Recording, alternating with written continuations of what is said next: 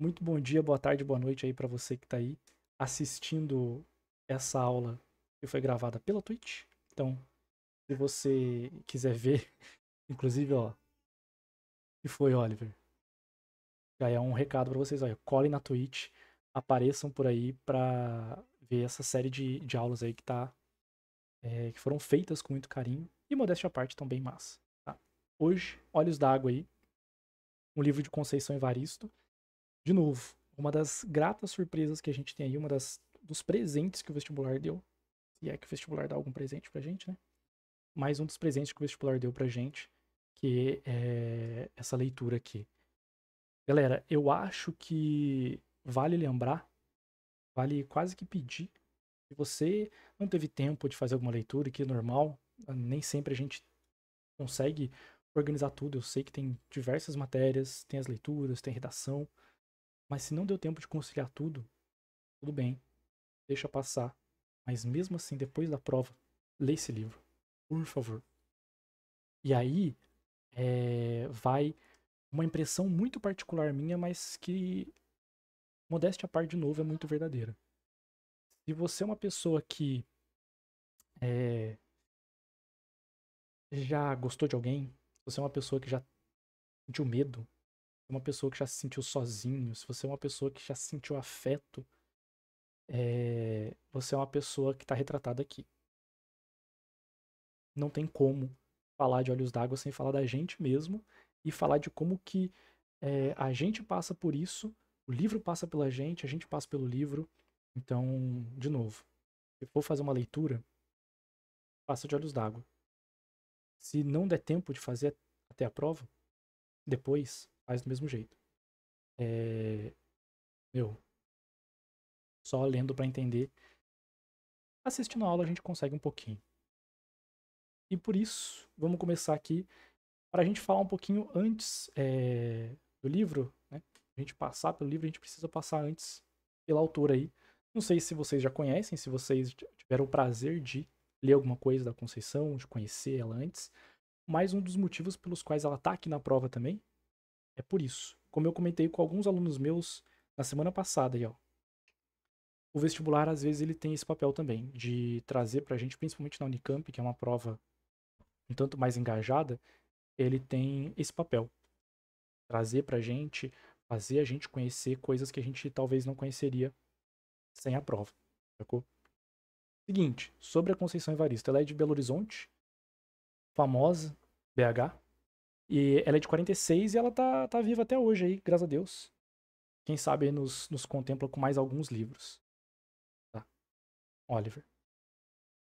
Seguinte, o que ela tem de obras? Desde romances até livros de contos, enfim, que é o caso de Olhos d'Água, um livro de 15 contos da Conceição. De romances, a princípio aqui. Com Vivêncio, Becos da Memória, Canção pra Ninar, Menino Grande. A gente pode ver que muito dela vem aí a partir dos anos 2000, né? Tem livro de poema também? Tem livro de poema. Você que é um pouco mais estranho, que gosta de poesia, tudo bem, tem lugar pra você também. E os livros de contos. Insubmissas Lágrimas de Mulheres, Olhos d'Água, 2014, Histórias de Leves Enganos e Perecenças. Olhos d'Água é o nosso foco aqui, mas, meu, se a gente tivesse todo o tempo do mundo, acho que esse seria. Todos esses livros, eles seriam bons passatempos pra gente aí, a qualquer momento. Seguinte, pra gente pensar esse livro para o vestibular, para responder alguma questão, seja objetiva, mas principalmente dissertativa, eu preciso falar para vocês antes desse negocinho aqui, desse pequeno conceito aqui de escrevivência, que a própria Conceição ela aborda em diversos momentos aí, entrevistas, na própria escrita dela, na escrita acadêmica dela, porque, como vocês puderam ver ali, ela é professora, linguista, escritora. Então, assim, ela tem uma vasta trajetória acadêmica que ajuda a gente a entender a trajetória literária dela aí. Meu, alguém que escreve muito bem, alguém que escreve sobre a própria perspectiva, mas não daquela forma infantil, apenas escrevendo sobre o que está vendo, né? Mas refletindo sobre o que vê e como vê e por que vê, a gente consegue entender o porquê tão importante essa trajetória aí profissional dela, trajetória como pesquisadora. Esse conceito de escrevivência aparece em entrevista, aparece nos livros, aparece na escrita acadêmica dela, então é muito importante e pode brotar em alguma questão para vocês sobre isso, sobre isso. Escrevivência vem escrita mais vivência, né? Essa junção de palavras aí. Talvez isso já tenha ficado claro, só de bater o olho. Mas sobre que tipo de vivência ela está falando, talvez seja o nosso foco aqui nesse conceito de escrevivência. Está falando sobre a vivência da mulher negra e fazendo uma referência, segundo ela aí, a vivência da mulher negra desde a época da escravidão, em que o papel da mulher negra era servir, era prestar seu tempo de trabalho, seu serviço, sua vida para os outros. E escrevivência é justamente a lembrança, a memória de que isso não é natural, isso não deveria acontecer. E o que ela resume nessa ideia que eu tirei, uma entrevista dela curtinha, do Ecos da Palavra, em que ela fala: a nossa escrevivência não é para adormecer os da casa grande, e sim para incomodá-los de seus sonos injustos. Então essa ideia de que, pô, Oliver, de que a vivência da mulher negra desde o tempo da escravidão, ela é forjada para servir, para prestar serviço, mas que esse não é o lugar, de fato, dessas pessoas, né? Pelo contrário, a escrevivência fala muito mais sobre demonstrar de verdade qual lugar que essas mulheres ocupam, qual lugar essas mulheres falam, e também para fazer quase que um efeito metalinguístico, quase que um efeito cíclico. Se eu escrevo sobre onde eu tô, sobre o que eu vivo, eu me faço viva por essa escrita, que foi um negócio que eu bati muito na tecla nas últimas aulas que eu falei sobre esse livro aqui. A gente pensar que viver não é só existir, só estar no mundo, só produzir. Pelo contrário, talvez isso seja sobreviver. E a partir dessa sobrevivência, a partir daí, a gente vai buscar a nossa vivência. Então a ideia de vivência não é só mostrar que você tá ali, mostrar da onde você fala, o porquê que você fala, mas é quase que um processo aí íntimo da gente com a gente mesmo de mostrar que a gente tem subjetividade, que a gente é um indivíduo. Como eu perguntei nas últimas aulas, eu tenho certeza que vocês em algum momento aí já escreveram alguma coisa. Pô, tava gostando de alguém, escrevi uma cartinha, tomei um fora, escrevi uma cartinha, escrevi um texto, fiquei bravo. Eu tenho certeza que vocês já fizeram isso. Não precisa ser só sobre amor, pode ser sobre o próprio cotidiano. Quem nunca escreveu um diário super vergonhoso? A gente escreve porque isso faz parte da nossa subjetividade, a gente se manifesta porque isso faz parte da gente. Isso faz parte da nossa vivência. E é nesse sentido aí, o processo de escrevivência. Escrever para sobreviver e para viver. Quando ela fala que naquele passado histórico, naquele passado de escravidão, a escrita, por exemplo, era negada, a gente sabe, como bons vestibulandos aí que foram vendo toda a historiografia literária, que a literatura ela começa muito atrelada à fala, porque a escrita era restrita e a fala poética, o fazer poético, ele ajuda ali num ritmo, no encadeamento, numa rima, que aquilo seja mais memorável, que aquilo seja mais recordável para conseguir reproduzir sem ter a escrita. Então, a partir do momento que eu tenho a escrita, eu tenho uma ferramenta poderosíssima de manter o que eu estou falando, manter meus pensamentos sem ter que ficar a todo momento relembrando e refalando aquilo. Então, nesse contexto, escrevivência é muito importante porque dessa forma que a vivência dessas mulheres negras vão poder se manter de forma mais perene, aí, de forma mais duradoura, saca? Para além disso, então, para além de sobreviver, para a gente viver também. Por isso é um conceito tão importante e é um conceito que a gente conhece. A ideia de escrevivência, a Conceição, ela só formula num conceito, mas a gente conhece essa ideia de expressar, de exercer a nossa humanidade a partir da escrita. Beleza?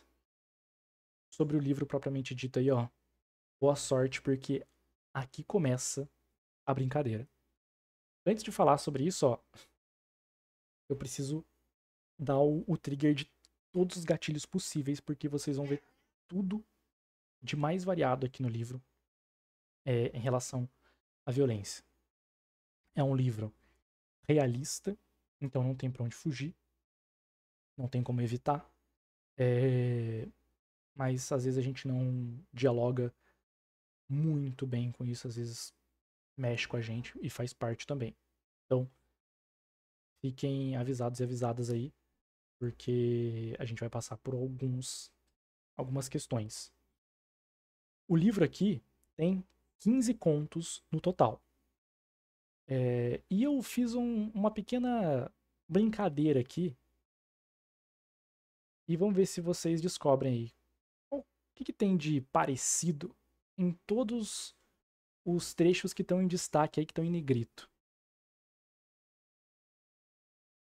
2 segundinhos pra vocês pensarem aí. E do mesmo jeito, que tem de igual, que tem de parecido em todos os trechos que estão sublinhados. Tem a ver. Galera, todas as palavras, todas as expressões que estão em negrito são nomes de mulheres ao longo do livro. E os que estão em sublinhado são nomes de personagens masculinas no livro. Pra gente ver o destaque, o foco nas personagens femininas, o foco na figura feminina, que é super importante, mas sem desconsiderar a relação dessas figuras masculinas com as suas próprias realidades, com figuras femininas, com a própria feminilidade, porque, caso vocês não saibam aí, dá pra ser feminino. Não é algo excludente. Eu preciso passar por cada um desses contos assim, ó, rapidinho. Mas, a princípio, aqui por YouTubes, eu vou passar por alguns deles. Não todos, porque senão vai ficar enorme. Eu vou passar por 3 desses contos, a gente falar de uns aspectos gerais, no início, no meio e no final. E depois eu volto falando um pouquinho sobre todos eles aí, pra quem tá por aqui, na live. Let's bora aí. Como vocês podem ver, o primeiro conto já é o conto que dá nome pro livro. E é muito interessante que às vezes acontece o contrário. Por exemplo, o Seminário dos Ratos da Lígia, que também tá na lista, o conto Seminário dos Ratos é o último. E aí, eu não sei de vocês, mas eu não consigo ficar, mesmo que o livro seja de histórias soltas, eu não consigo não seguir a ordem do livro. Eu vou certinho pela ordem. E aí, quando o nome do livro tá no final, eu fico com aquela expectativa, eu fico, meu Deus, quero chegar, quero chegar, quero chegar. Quando eu vi isso aqui, eu falei, o primeiro conto já é Olhos d'Água, eu falei assim, nossa, eu vou ficar meio... Ah, cara, queria que fosse o último. Faz todo sentido a gente começar com Olhos d'Água, é maravilhoso, tá? Meu Deus. Seguinte, sobre Olhos d'Água.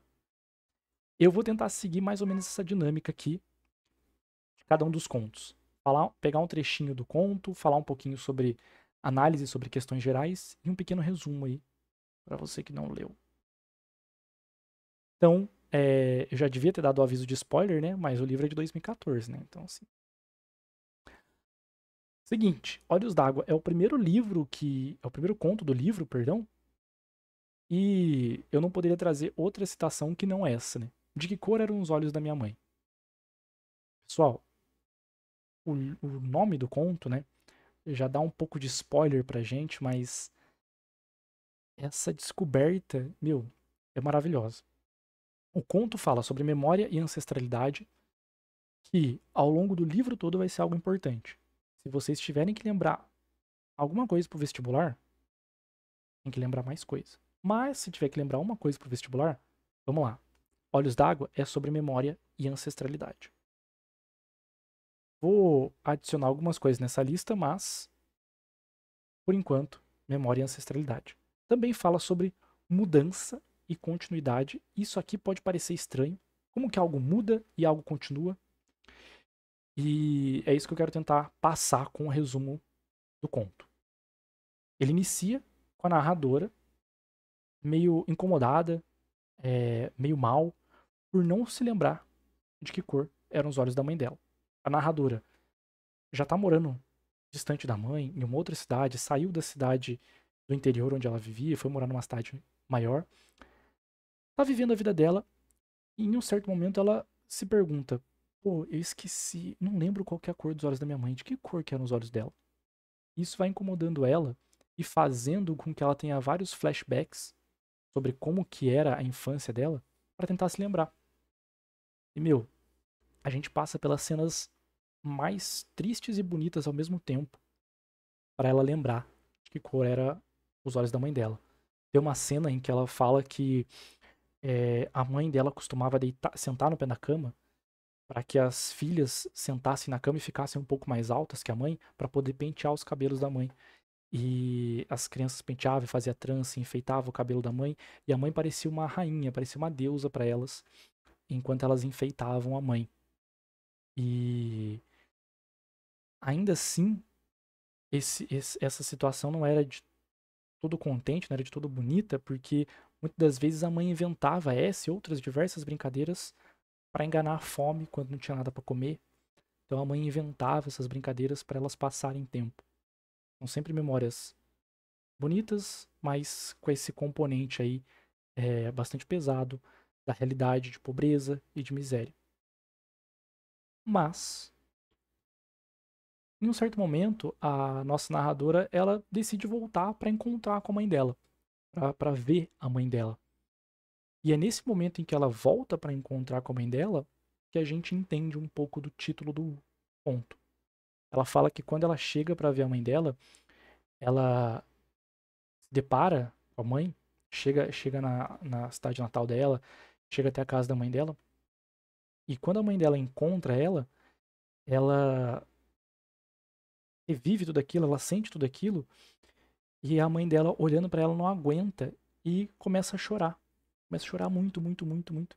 Então ela entende, ela lembra, ela percebe que a cor dos olhos da mãe dela era essa cor de rios, de águas muito fortes, muito caudalosas que vão saindo da face. Que a cor dos olhos da mãe dela era a cor de olhos d'água. E, pô, se isso não é impactante, galera. Seguinte, aspecto de mudança. Ela inicia o conto sem saber a cor dos olhos da mãe dela e descobre depois. Beleza. O que tem de continuidade nesse conto, professor? E aí? Quando ela volta para casa, se o encontro com a mãe já não é forte o suficiente, na hora que ela volta para casa e ela vai encontrar a própria filha dela, a filha dela solta quase como naturalmente para ela: mamãe, de que cor são seus olhos? E o conto acaba. Pô, você quer mais continuidade, mais memória do que isso? A pergunta que ela faz sobre a mãe dela, a filha dela faz sobre ela, e em algum momento a mãe dela pode ter feito sobre a própria avó, enfim. Isso mostra pra gente como que essa figura da mulher está conectada às outras mulheres que vieram antes delas, as que vêm depois dela, e que, infelizmente, fica muito evidente pra gente no nosso cotidiano aí. Ou vai dizer que vocês nunca tiveram que bater de frente com a informação de que, ou o dado de que uma grande maioria das casas aí no Brasil são chefiadas exclusivamente por mulheres, né? Por mães solo. A figura da mulher como uma referência no lar, para quem tá em volta dela, é quase regra, né? É regra no nosso país. Então, essa ideia da memória e da ancestralidade vem um pouco por conta disso. Como a mãe dela como uma referência para ela, como algo para que voltar, e ela agora para a própria filha. Forte, tá? Apenas. Eu queria falar um pouquinho sobre esse beijo na face, porque é um conto muito importante que destoa um pouco do livro. Se eu falei para vocês pra gente olhar algumas coisas como memória e ancestralidade, outro aspecto muito importante nesse livro vai ser a questão da violência, que eu vou passar um pouquinho por cima, e junto disso, o afeto. A gente vai ter, na nossa realidade aí, a presença da violência, infelizmente, mas, felizmente também, esse afeto caracterizado aqui. Beijo na Face é um conto muito bom. É um conto que deixa a gente assim, com curiosidade até o final. Seguinte, o que conta isso aqui? Citação. Algo tão tênue como os restos de uma asa amarela de uma borboleta menina que foi atropelada nos primeiros instantes de seu inaugural voo. Eu destaquei essas aspas porque a figura que é montada pra gente, meu, é muito bonita. De novo, sobre afeto, mas não qualquer tipo de afeto, um afeto meio misturado com medo e a própria feminilidade e o papel da mulher, e o papel da mulher como indivíduo e o papel da mulher também como sujeito mãe, né? Seguinte, qual que é a ideia aqui?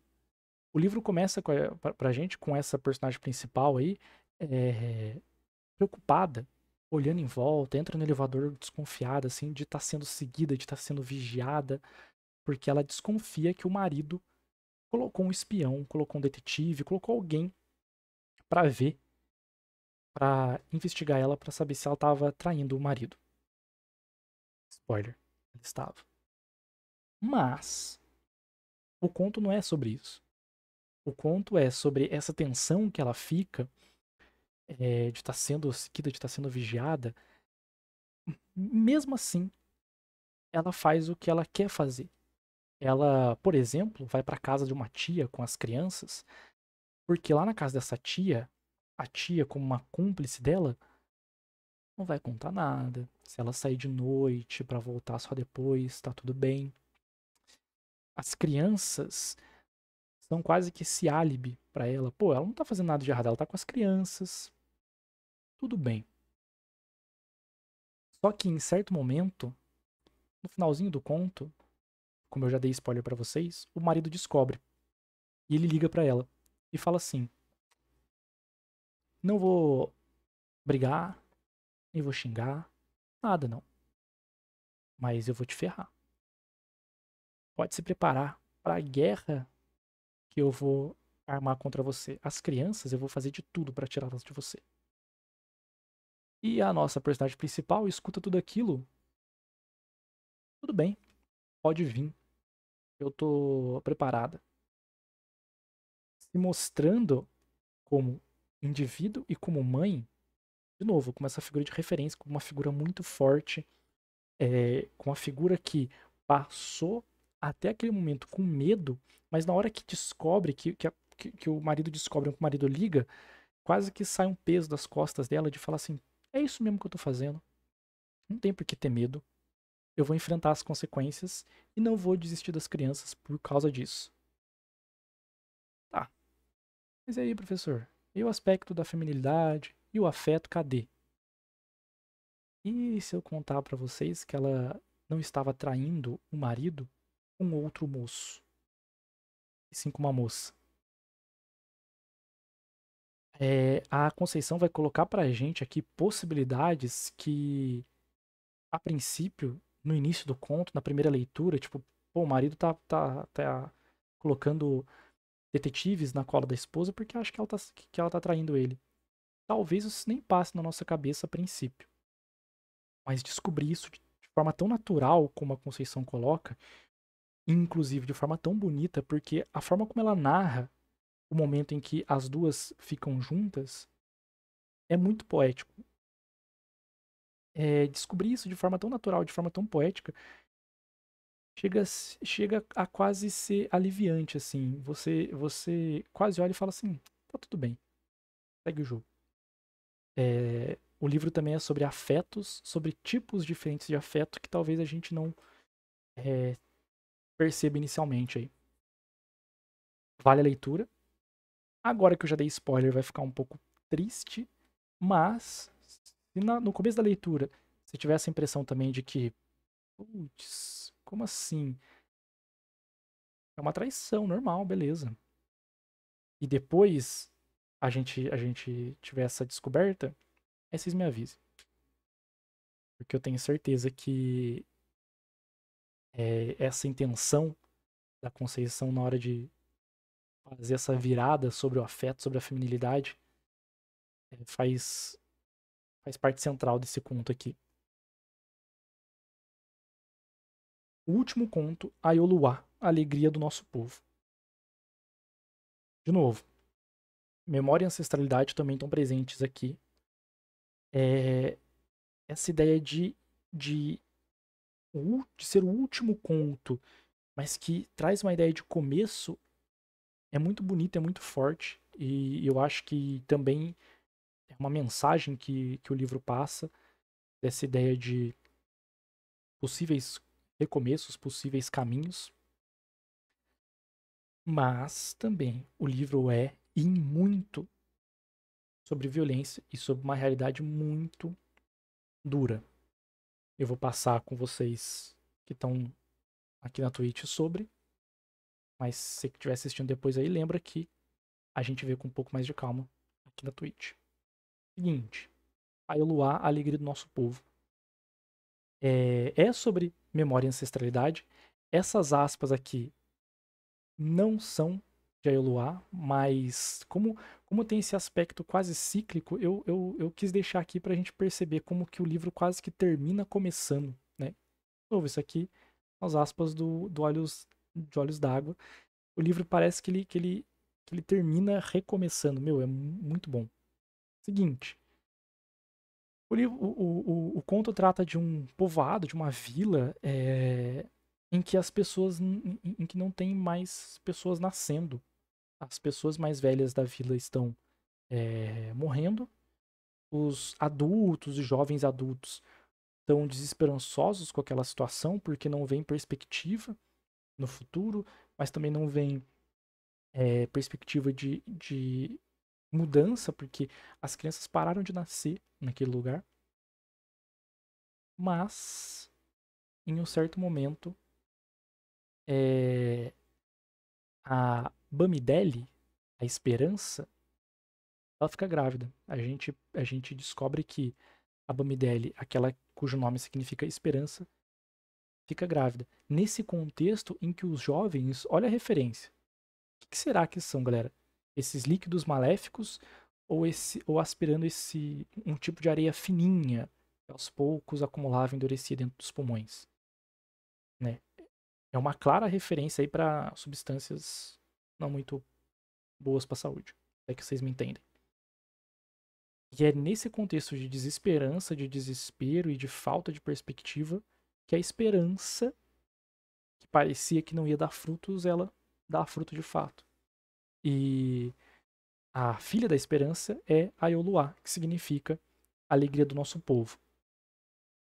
E termina o conto, né, dizendo pra gente que a alegria do nosso povo ela não vem com essa ideia de salvação, de mudar, né? Não é algo dado, não é algo talvez infantil, dessa salvação simples, mas também não veio para morrer na cruz. Olha a referência. Terminar o livro com essa mensagem de esperança, depois da gente ter passado por tanta coisa difícil, é muito da hora. É muito bonito. E talvez seja a principal mensagem que a gente fica no final disso tudo. Show? Como eu falei, memória e ancestralidade, infelizmente a violência, mas o afeto também, né? A feminilidade, a figura da mulher, são pontos centrais na obra. Atenção para quem for fazer a prova, para fazer as conexões corretas, para fazer conexões entre Olhos d'Água e as canções do Cartola, que a gente vai falar mais para frente, entre Olhos d'Água e Niket, que fala muito da figura da mulher também, da feminilidade. Atenção para essas conexões, mas também para as conexões com a violência, com a nossa realidade, com a desigualdade que está muito presente. E que a Unicamp, como uma prova que, ó, enche de coisa interdisciplinar, pode conectar aí Olhos d'Água com um pouquinho de história, de geografia para vocês. Então, atenção. Justo? Espero que tenha sido proveitoso esse rapidíssimo resumo aí, rapidíssima apresentação sobre os contos. E caso vocês tenham gostado aí, faz todas essas coisas que a rede social manda. Demorou? Beijos.